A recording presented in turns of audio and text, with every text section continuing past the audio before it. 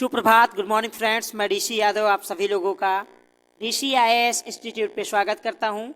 काफ़ी दिनों के बाद आप सभी से मैं मुखातिब हो रहा हूं क्योंकि मैं अपने गले में हुई खराश की समस्या से अब तक जूझ रहा था और बार बार कंटिन्यू मुझे खांसी आ रही थी। इस वजह से मैं 8 तारीख के बाद किसी भी करंट अफेयर्स की क्लास को हमने नहीं लिया था।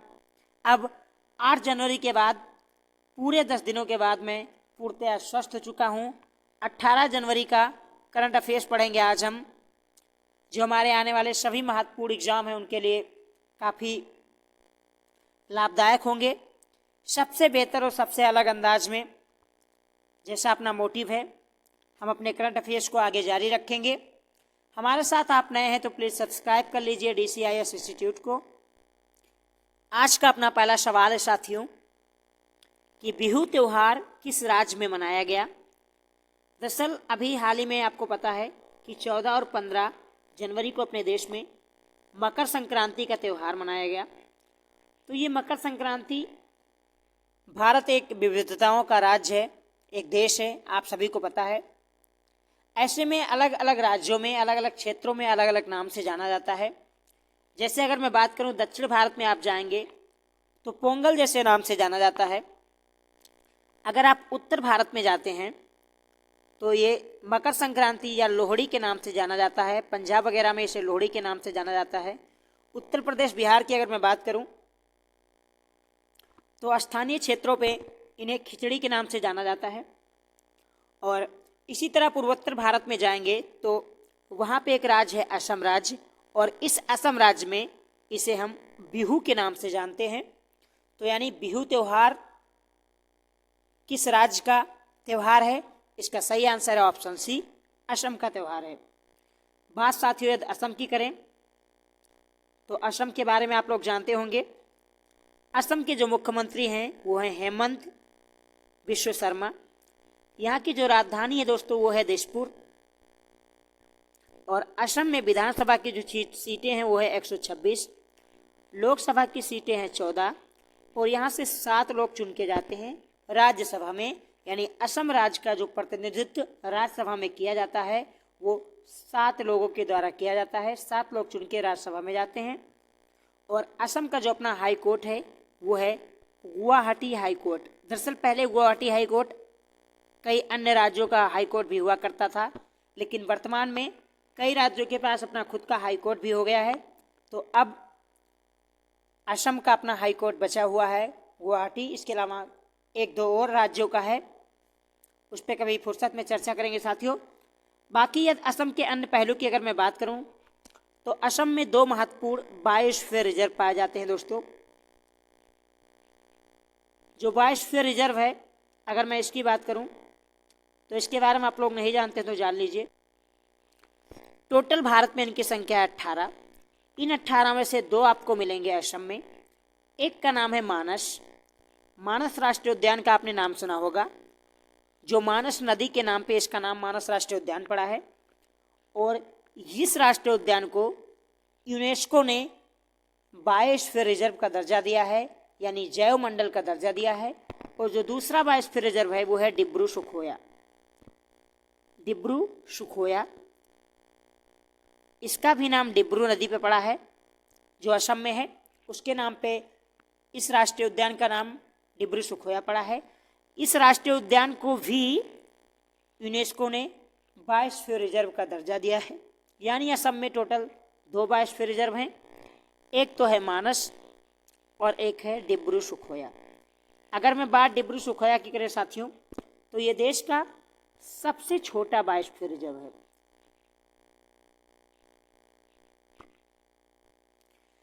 अगर बात की जाए देश का सबसे बड़ा बायोस्फीयर रिजर्व कौन है तो कच्छ का जो रण है, आप जब गुजरात में जाएंगे तो जो कच्छ का रण है एक तरीके से समुद्री राष्ट्रीय उद्यान है। वो देश का पहला समुद्री राष्ट्रीय उद्यान जो था वो कच्छ का रण ही था। और दूसरा जो राष्ट्रीय उद्यान समुद्री है देश का वो मन्नार की खाड़ी है। तो देश का पहला जो राष्ट्रीय समुद्री उद्यान था कच्छ का रण, ये देश का सबसे बड़ा बायोस्फीयर रिजर्व है। जबकि सबसे छोटा बायोस्फीयर रिजर्व है डिब्रू सुखोया, जो आपको असम में मिलेगा। इसके अलावा बात करें दोस्तों यूनेस्को के विश्व विरासत स्थल की, तो यूनेस्को की विश्व विरासत जो स्थल हैं ये भी असम में 2 हैं। इन 2 की अगर मैं बात करूं तो एक है काजीरंगा और दूसरा है मानस। हमने आपको बताया कि मानस बायोस्फीयर रिजर्व भी है, मानस एक राष्ट्रीय उद्यान भी है, मानस एक टाइगर रिजर्व भी है, मानस विश्व विरासत स्थल भी है, और इसी तरीके से काजीरंगा ये भी विश्व विरासत स्थल है, ये भी एक राष्ट्रीय उद्यान है। और आप सभी को पता है कि काजीरंगा राष्ट्रीय उद्यान में असम में एक सींग वाला गैंडा पाया जाता है। और एक सींग वाला गैंडा कहाँ कहाँ पाया जाता है अगर ये आपसे सवाल पूछा जाए तो इसके अलावा पश्चिम बंगाल में भी पाया जाता है। पश्चिम बंगाल का वो क्षेत्र जो नेपाल के तराई से स्पर्श करता है वहाँ पे एक राष्ट्रीय उद्यान है जिसका नाम है गोरुमारा राष्ट्रीय उद्यान। और इस गोरुमारा राष्ट्रीय उद्यान में भी एक सींग वाला गैंडा पाया जाता है। और ये एक सींग वाला गैंडा दोस्तों हमने बताया कि असम में भी पाया जाता है। असम में काजीरंगा राष्ट्रीय उद्यान में पाया जाता है। इसके अलावा मानस राष्ट्रीय उद्यान में भी थोड़ी मात्रा में पाया जाता है। और इसीलिए इस अनोखे एक सींग वाले गैंडे को असम ने अपना राजकीय पशु घोषित किया है। तो अगर आपसे कोई सवाल पूछे कि असम का राजकीय पशु क्या है तो बहुत ज़्यादा इसमें मैथमेटिकल प्रॉब्लम नहीं होना चाहिए आपको। सीधा सीधा आप ये बात कर लीजिए कि काजीरंगा मानस में जैसे एक सींग वाला गैंडा पाया जाता है उसे असम ने अपना राष्ट्रीय पशु घोषित किया है। That's it. अगर अन्य राष्ट्रीय उद्यानों की बात करूँ, मैं नेशनल पार्क की बात करूँ असम में, तो जैसा मैंने बात किया कि एक तो काजीरंगा राष्ट्रीय उद्यान असम में है, दूसरा मैंने बात किया कि मानस राष्ट्रीय उद्यान असम में है, तीसरा हमने बात की थी कि डिब्रू सुखोया राष्ट्रीय उद्यान असम में है। अब असम के सारे राष्ट्रीय उद्यानों को आप याद कर लीजिए। एक है नमेरी राष्ट्रीय उद्यान, इसके अलावा एक है ओरांग राष्ट्रीय उद्यान। पहले इतने को आप याद देखिए, अब समझने की कोशिश कीजिए। काजीरंगा राष्ट्रीय उद्यान, मानस राष्ट्रीय उद्यान, डिब्रू सुखोया राष्ट्रीय उद्यान, नमेरी राष्ट्रीय उद्यान और ओरांग राष्ट्रीय उद्यान।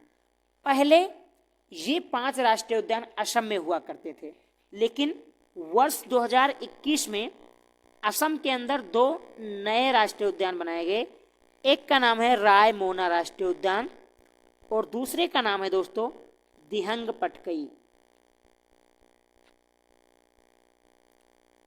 ओके, तो ये दिहंग पटकई जो राष्ट्रीय उद्यान है ये भारत का लेटेस्ट राष्ट्रीय उद्यान है। जैसे टोटल भारत में जो राष्ट्रीय उद्यान है उनकी संख्या है 106, पहले थे 104, 104 राष्ट्रीय उद्यान पहले हुआ करते थे। प्रेजेंट टाइम में 106 हैं क्योंकि 2 नए बने, रायमोना और दिहंग पटकई। अब टोटल राष्ट्रीय उद्यान असम के अंदर कितने हो गए? हमने बताया कि पहले 5 थे, तो इनकी संख्या कितनी हो गई? 7। और एक बात मैं बता दूं चलते चलते साथियों कि असम के अंदर कई हाथी रिजर्व भी पाए जाते हैं, इसलिए ऐसे सवाल भी आपसे पूछे जा सकते हैं कि असम के अंदर हाथी रिजर्व कहाँ कहाँ है। तो एक तो है शोनित इयार, शोनित इयार ये एक हाथी रिजर्व है।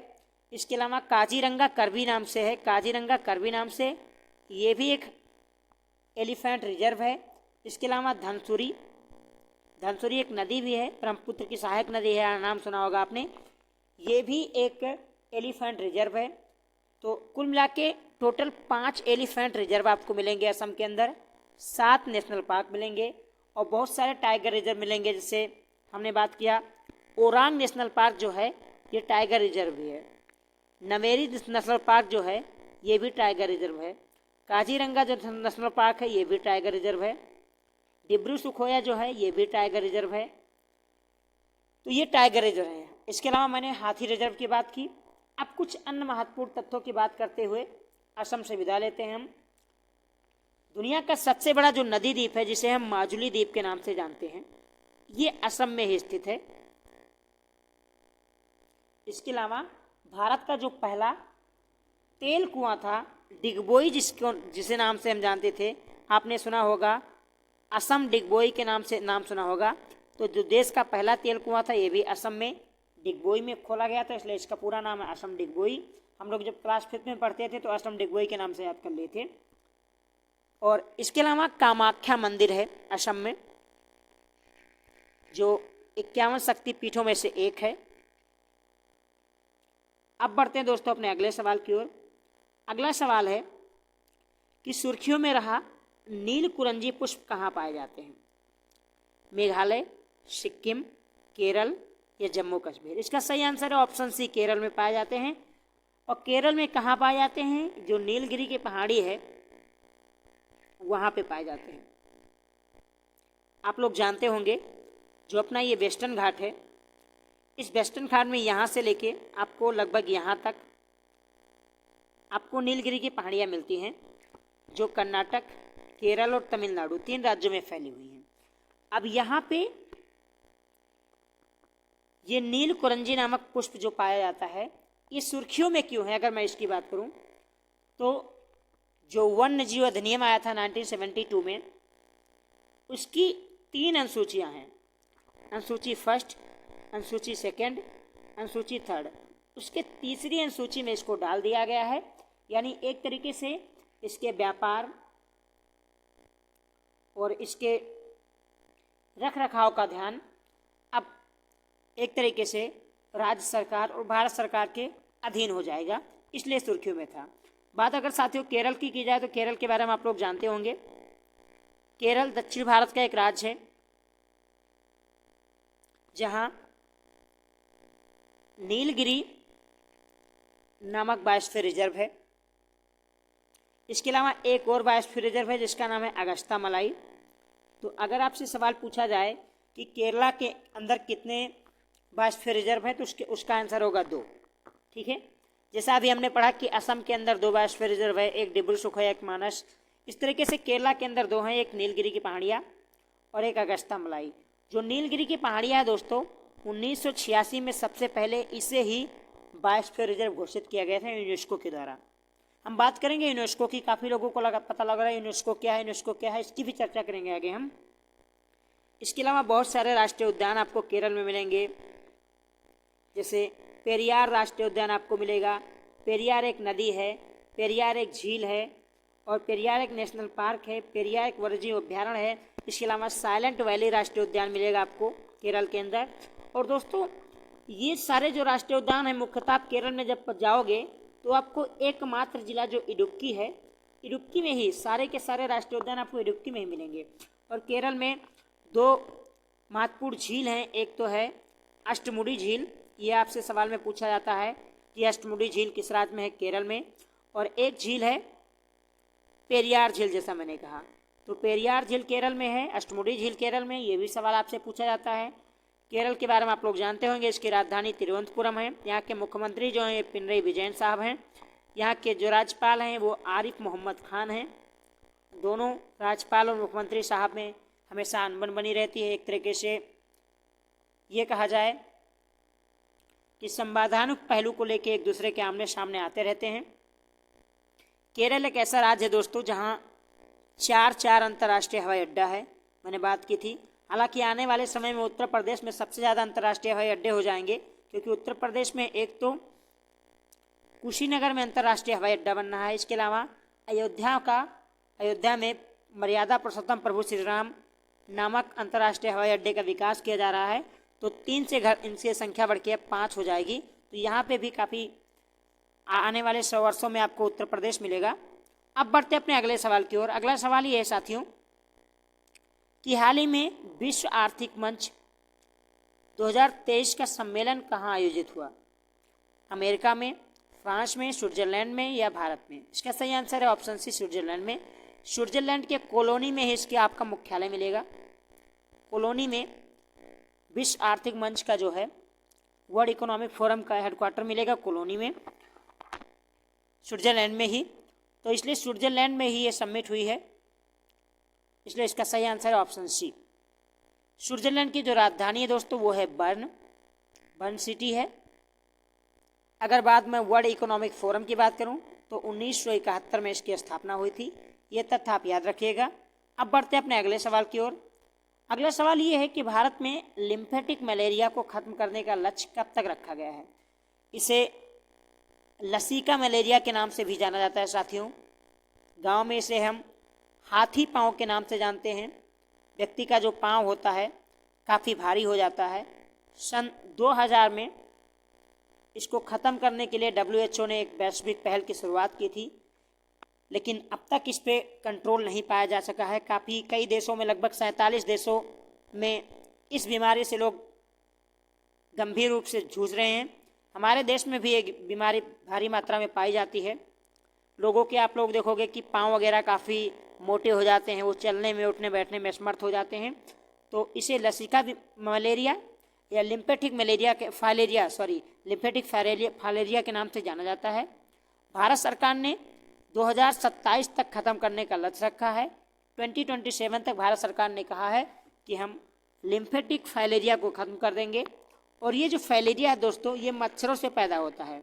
जैसे एंडीज मादा मच्छर का नाम आपने सुना होगा, एनाफ्लीज का नाम सुना होगा, ठीक है। इसके अलावा एक मच्छर और है जिसका नाम है क्यूलेक्स। तो ये वो मच्छर हैं जिनके काटने के बाद लसीका जो फाइलेरिया है ये उत्पन्न होता है शरीर में। इसलिए अपने आसपास सफाई रखें, मच्छरों को जमा ना होने दें, स्पेशली पानी को ना जमा होने दें। सफाई रखेंगे तो संभवतः मच्छर जन्म नहीं लेंगे। अब बढ़ते हैं अपने अगले सवाल की ओर साथियों। अगला सवाल ये है कि जली कुट्टू, आपको पता होगा सुप्रीम कोर्ट ने इस पर रोक भी लगा दी थी, बाद में इसका राजनीतिकरण भी हुआ।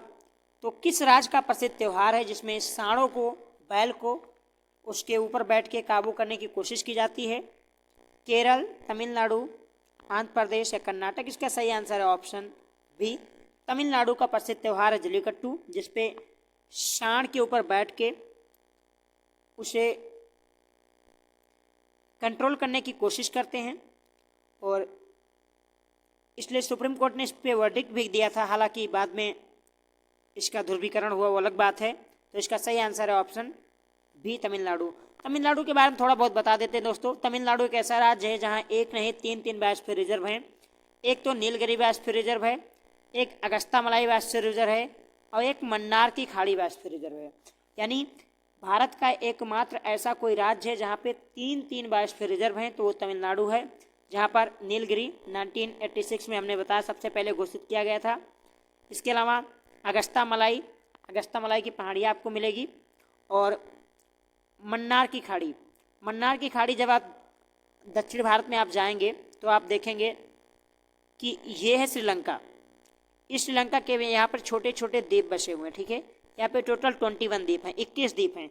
तो इन 21 द्वीपों पे मन्नार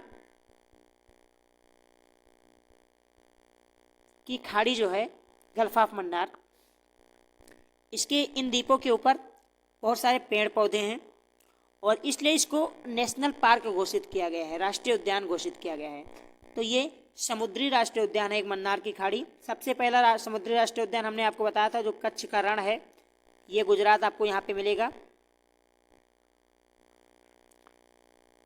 जब कच्छ के रण में यहाँ पे आप जाएंगे तो यहाँ पे कच्छ का रण मिलेगा। इसको सबसे पहला समुद्री राष्ट्रीय उद्यान घोषित किया गया था। दूसरा जो समुद्री राष्ट्रीय उद्यान है गल्फ ऑफ मन्नार है यहाँ पे, और ये तमिलनाडु के हिस्से में आता है, केरला के हिस्से में नहीं आता, इसे याद रखिएगा आप। तो एक तरीके से तीन राष्ट्रीय वो बायोस्फीयर रिजर्व हैं मैंने आपको बताया। एक तो नीलगिरी, एक अगस्त्यामलाई और एक मन्नार की खाड़ी। मन्नार की खाड़ी राष्ट्रीय उद्यान भी है। और तमिलनाडु की राजधानी दोस्तों चेन्नई है और चेन्नई के बीचों बीच एक राष्ट्रीय उद्यान है। कमेंट करके बताइए उस राष्ट्रीय उद्यान का क्या नाम है। आप सभी को पता है कि चेन्नई के पहले हम चेन्नई को मद्रास के नाम से जानते थे। जहां बहुत सारे आपको मंदिर मिलेंगे और तमिल भाषा बोली जाती है यहाँ पर। तमिलनाडु के अगर हम राजनीतिक पहलू की बात करें तो यहाँ के जो मुख्यमंत्री हैं वो है M.K. स्टालिन।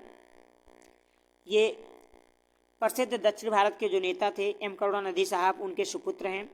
सोवियत संघ के तत्कालीन नेता जो थे स्टालिन साहब, उनके नाम पे इनका नाम स्टालिन रखा गया था। तो M.K. स्टालिन तमिलनाडु के मुख्यमंत्री हैं। चेन्नई राजधानी आप सभी को पता है। और आप मुझे कमेंट करके ये बताइए कि तमिलनाडु के पास एक बीच है, ठीक है, यहाँ पर इस बीच का क्या नाम है। अगला सवाल है साथियों कि सुर्खियों में रहा वरुण नौसैनिक अभ्यास भारत में किस देश के साथ कर रहे हैं। अभी ये 16 तारीख से लेकर 20 तारीख तक आई थिंक चलेगा। 16 तारीख को स्टार्ट हुआ है, तो किस देश के साथ भारत ये नौसैनिक अभ्यास कर रहा है। ब्रिटेन के साथ, अमेरिका के साथ, फ्रांस के साथ या रूस के साथ। इसका सही आंसर है ऑप्शन सी, फ्रांस के साथ भारत कर रहा है वरुण नामक नौसैनिक अभ्यास।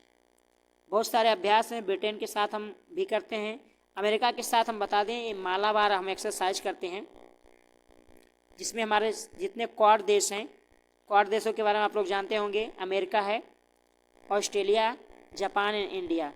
ये 4 देशों ने मिलकर क्वाड समूह बनाया है। दक्षिण चीन सागर और हिंद प्रशांत क्षेत्र में चाइना को काउंटर करने के लिए, तो ये चारों मिलकर मालाबार एक्सरसाइज करते हैं।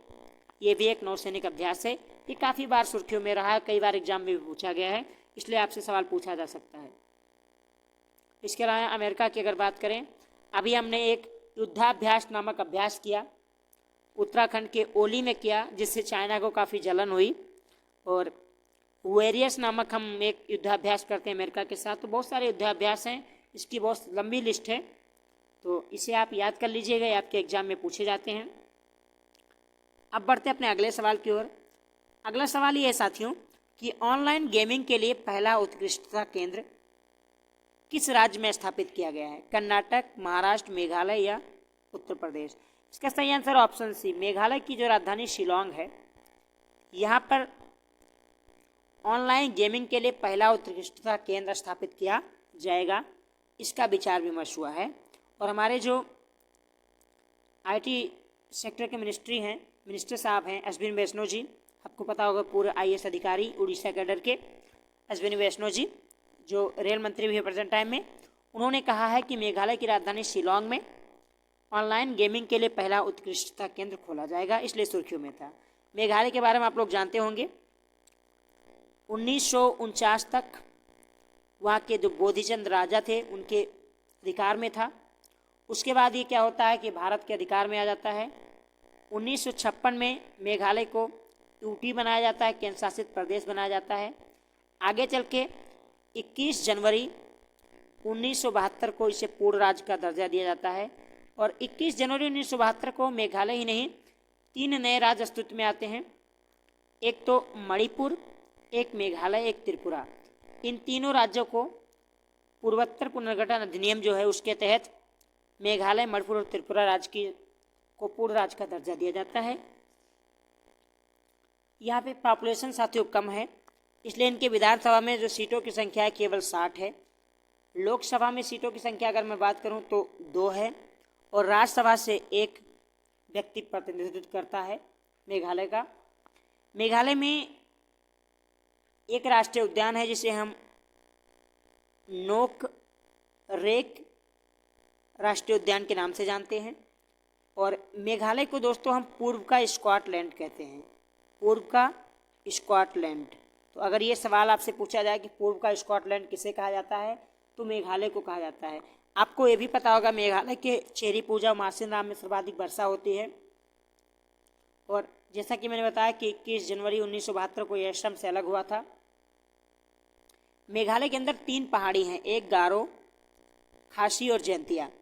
इन्हीं पहाड़ों से टकराने के बाद क्या होता है, मानसून भारी मात्रा में वर्षा करता है। और यही सबसे बड़ा कारण है कि सबसे ज़्यादा वर्षा जो होता है यहाँ पे होता है।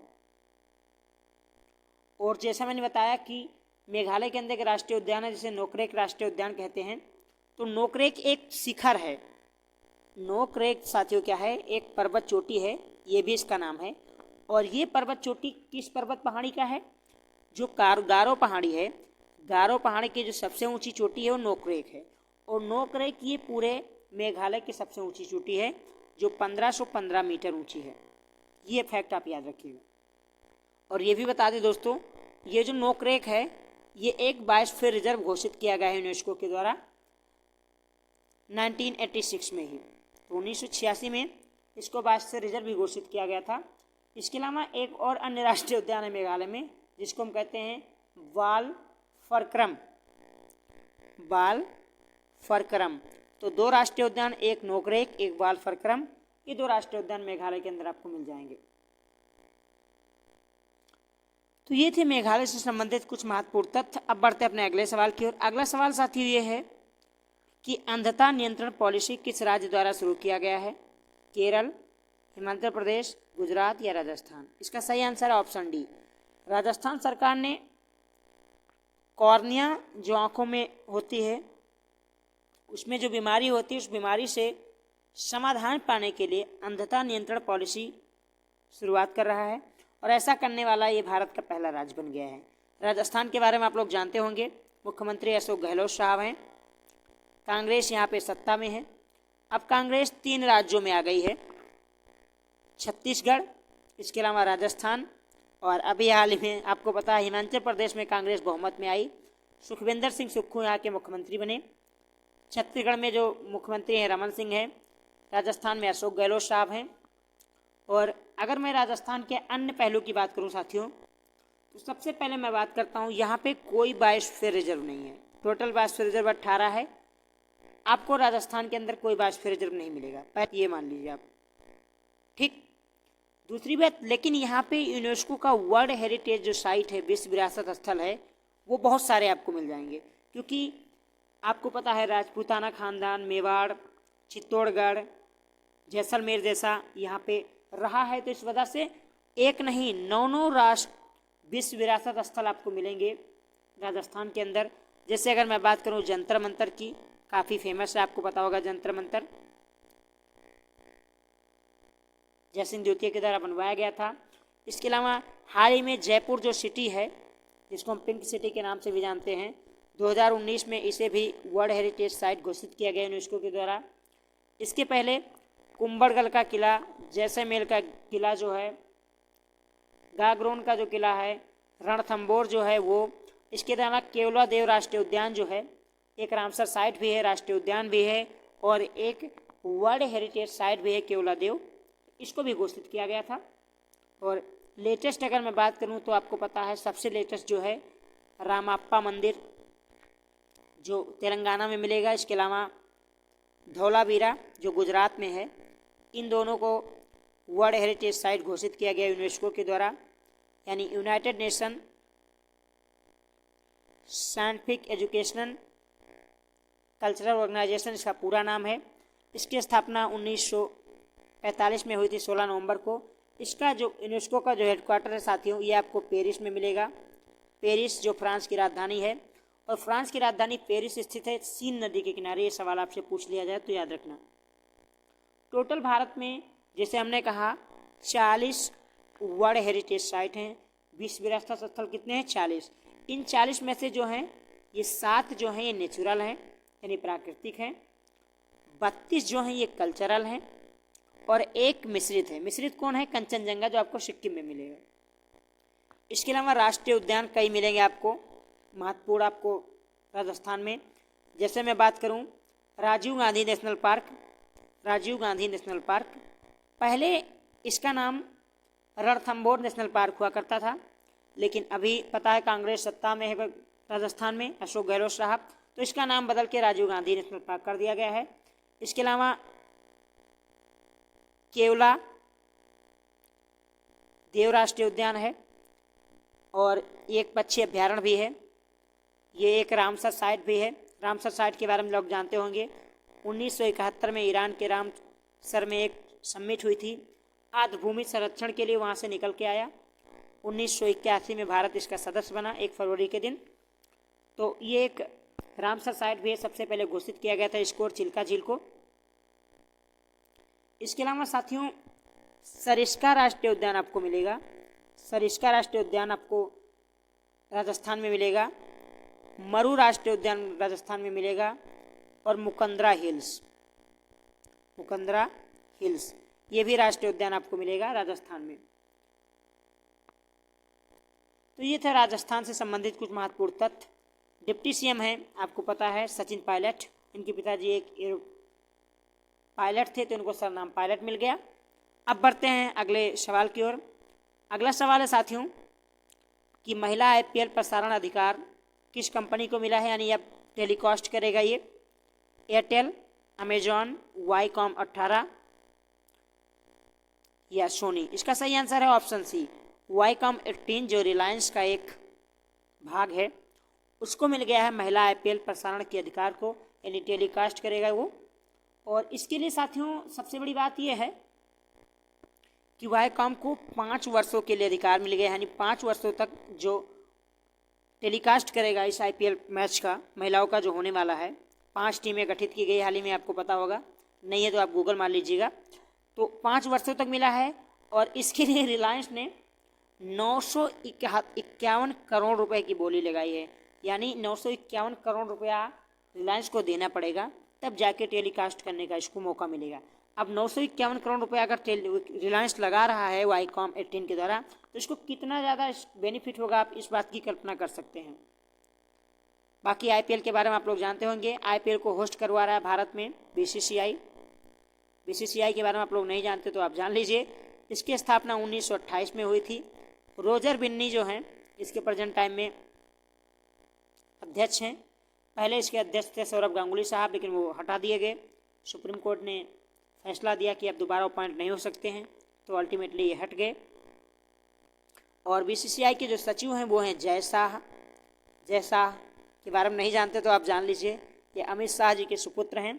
और ये जय शाह जो हैं ये एशियन क्रिकेट काउंसिल के भी हेड हैं। और यही रीज़न है कि भारत कह रहा है कि पाकिस्तान में हम क्रिकेट खेलने नहीं जाएंगे, क्योंकि बीसीसीआई की आईसीसी में ना बहुत पकड़ है दोस्तों। अगला सवाल है कि डीप स्पेस एक्सप्लोरेशन यहाँ पे होना चाहिए के तहत जापान ने किस अंतरिक्ष एजेंसी के साथ समझौता किया है। इसरो 1969 में स्थापना हुआ था, आप सभी को पता है, विक्रम साराभाई ने की थी। नासा 1954 में स्थापित हुआ था, आई थिंक ये शायद। रॉसकॉस्मॉस जो रसिया का है, या यूरोपियन स्पेस एजेंसी। इसका सही आंसर है ऑप्शन बी। नासा जो है इसके साथ जापान ने डीप स्पेस एक्सप्लोरेशन के लिए समझौता किया है, तो इसका सही आंसर है ऑप्शन बी। नासा का एक मिशन था ऑप्टिमिस, सुर्खियों में था बार बार, क्योंकि इसको कई बार रोकना पड़ा नासा को, इसलिए सुर्खियों में था। तो आने वाले एग्जाम में आपसे पूछा जा सकता है कि ऑप्टिमिस मिशन किससे संबंधित था या किसके द्वारा भेजा गया, तो इसका सही आंसर है नासा। नासा अमेरिका का स्पेस एजेंसी, आपको पता है। रॉसकॉस्मॉस रसिया का है। यूरोपियन एजेंसी यूरोप का है, एयू का है, जिसमें प्रेजेंट टाइम में 27 देश हैं। पहले 28 हुआ करते थे, ब्रेग्जिट के बाद जब ब्रिटेन बाहर हो गया तो इनकी संख्या 27 बची। ये थे दोस्तों आज के टॉप 10 सवाल। आशा करता हूँ आप सभी को पसंद आया होगा। सेशन साथियों थोड़ा लंबा हो गया, क्योंकि अभी मैं गले की बीमारी से, एक तरीके से खराश से बाहर आया हूँ। डॉक्टर ने मुझे ज़्यादा बोलने से मना किया है, इसलिए मैं ज़्यादा नहीं बोल सकता, काफ़ी टाइम लेके बोलता हूँ। तो आप सभी हमारे साथ जुड़े, इसके लिए आपका आभार, अभिनंदन। अभी तक यदि आप लोगों ने DCIS इंस्टीट्यूट को सब्सक्राइब नहीं किया तो प्लीज़ सब्सक्राइब कर लेना। आप सभी का दिन शुभ हो। जय हिंद, जय भारत।